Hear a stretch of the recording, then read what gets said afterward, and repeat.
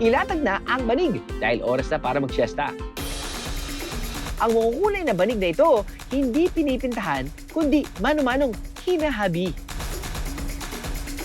Ito ang pinagmamalaking produkto ng kanilang bayan na tinatangkilik kahit pa sa ibang bansa. Mga kababaihang Basaynon ang kilalang gumagawa ng pamoso nilang mga banig. Pero ang say ng mga kalalakihan, may ambag din daw sila riyan. Dahil ang material na ginagamit sa paggawa ng banig, sila ang nakatokang taga-ani. Ano bang hinahanap natin? So ang tawag po dito sa amin ang tekog. Isang klase ng damo ang kanilang ginagamit. Kung si Arnel parang dinadampot lang ang mga damo, ako, Naputol ko yata. partita damo na lang yan, ha? I guess yung challenge dito ay hindi pwedeng isang madami, di ba? Kailangan isa-isa talaga, no, Kuya Arnel?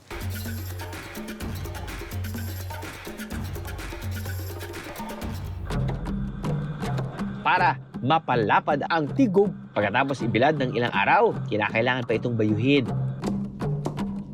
Tamang diin lang dahil kasabay ng pagbayo, aapak-apakan din ang damo para hindi mawala sa pwesto.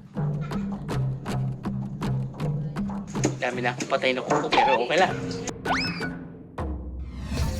Ang mga Basaynon weavers, meron daw teknik para mapabilis ang paghahabi.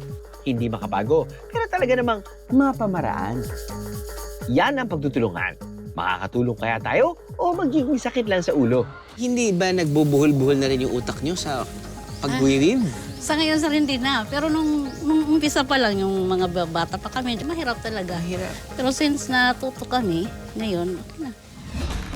Talagang mula paa hanggang ulo, kailangan pagganahin dito. Kailangan yung isa mong paa, ito, dito. Nandito? Oo. Okay. Tapos dito. Tapos yung kamay mo, gaya ng ginagawa nun. Ano lang naman, pag matuto ka na, madali na.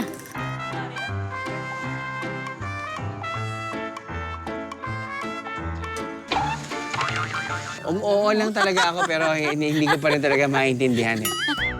Tama na nga, tutulong na lang ako sa paraang magigising ang lahat ng inaantok at nabuburyo.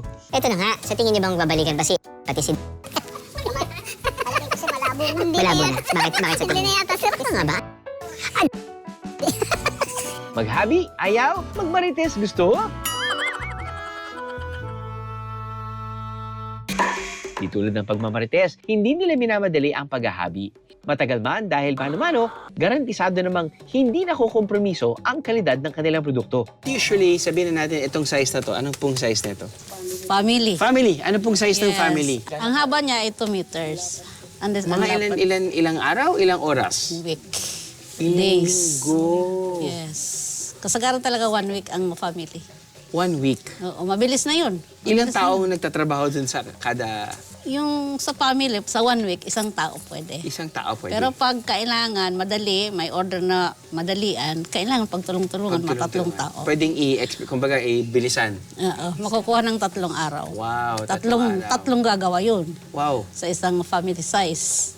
Tapos nun, magkano po yung benta? Ano lang, 1 to. 1,200 sa ganitong Yes. size. Wow. Hindi lang basta banig ang nagagawa nila rito. Literal na samut-sari at kung ano-ano. Isa sa mga kamay na nasa likod ng nagagandahan mga disenyo ito, ang mahigit 5 dekada ng naghahabi na si Nanay Julita.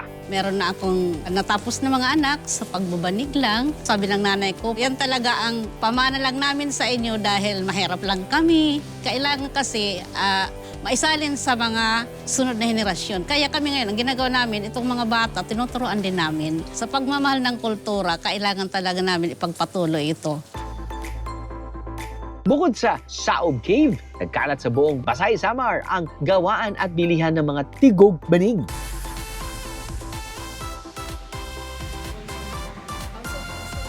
Hindi yan pinipintahan, ha?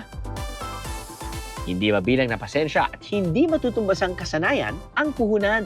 Kaya naman hanggat maaari, huwag nang tawaran. Naka-attend na po kami ng trade fair doon sa San Francisco. At ngayon po, nitong coming March, mayroon na pong plano at ginagawa na ngayon yung mga gagawin na passion show doon sa Amerika. I have the meeting is a BIA. God! All you gotta do is just subscribe to the YouTube channel of JMA Public Affairs and you can just watch all the behind the Drew episodes all day, forever in your life. Let's go! Yeehaw!